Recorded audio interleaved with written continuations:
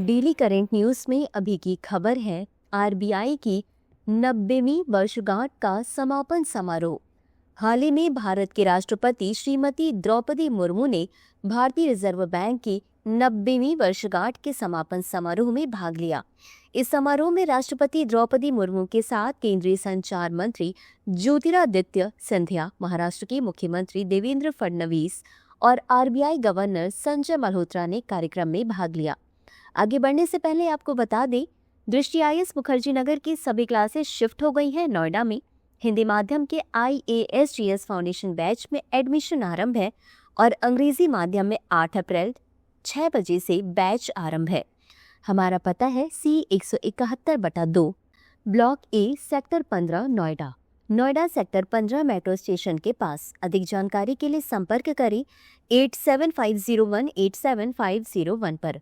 आगे बढ़ते हैं खबर की तरफ और जानते हैं आरबीआई की 90वीं वर्षगांठ का समापन समारोह के बारे में। इस समापन समारोह का आयोजन मुंबई में किया गया। इसमें आरबीआई के गवर्नर संजय मल्होत्रा ने स्वागत भाषण किया। इसमें राष्ट्रपति ने अपने भाषण में कहा कि आरबीआई देश में सबसे महत्वपूर्ण संस्थानों में से एक के रूप में उभरा है। साथ ही बताया कि एक आदमी या महिला का आरबीआई से कोई सीधा संपर्क नहीं होता है, सिवाय उनके जेब में रखे नोटों पर छपे आरबीआई के नाम के, लेकिन अप्रत्यक्ष रूप से बैंकों और अन्य माध्यमों से उनके सभी वित्तीय लेन देन आरबीआई द्वारा नियंत्रित होते हैं। अब जानते हैं भारतीय रिजर्व बैंक या आरबीआई के बारे में। यह भारत का केंद्रीय बैंक है जिसकी स्थापना 1 अप्रैल 1935 को हिल्टन यंग कमीशन की सिफारिश पर की गई थी। इसका मुख्यालय प्रारंभ में कोलकाता में था, जिसे 1937 में मुंबई स्थानांतरित कर दिया गया। आरबीआई को 1 जनवरी 1949 को राष्ट्रीयकृत किया गया, जिसके बाद यह भारत सरकार के अधीन कार्य करने लगा। इसका प्रमुख कार्य देश की मौद्रिक नीति को नियंत्रित करना, मुद्रा जारी करना और वित्तीय स्थिरता बनाए रखना है।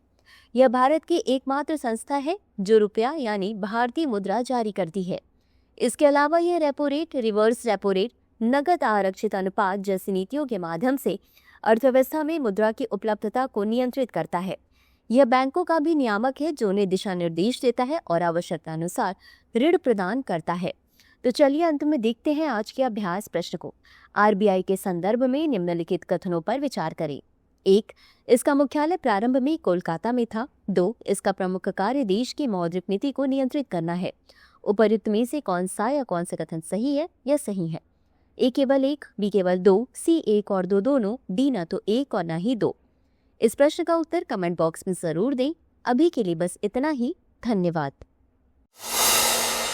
डियर व्यूअर्स, अपने एग्जाम की तैयारी को और बेहतर करने के लिए हमारे चैनल को लाइक, शेयर और सब्सक्राइब करना न भूलें।